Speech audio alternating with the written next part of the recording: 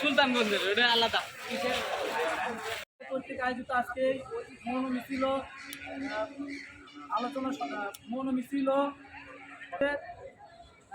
শুধু একটা কথাই বলতে চাই, যেভাবে কলেজ ক্যাম্পাসে তার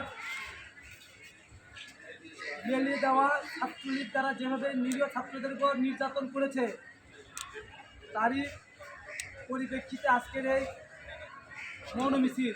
আমরা বলতে চাই, আর কোনো কলেজ ক্যাম্পাসে এইরকম হয়রানিমূলক নির্যাতন করে কোনো সাধারণ শিক্ষার্থী যেন মায়ের কোলকে হারিয়ে না যায়।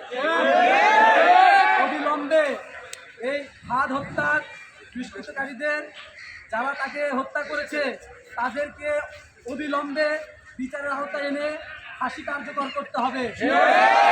যদি আমরা ছাত্রদল আর ঘরে বসে থাকবো না। অবিলম্বে বক্তব্য শেষ করছি। আজকের মৌন মিছিল এখানে সমাপ্ত ঘোষণা করা হলো। আসসালামু আলাইকুম।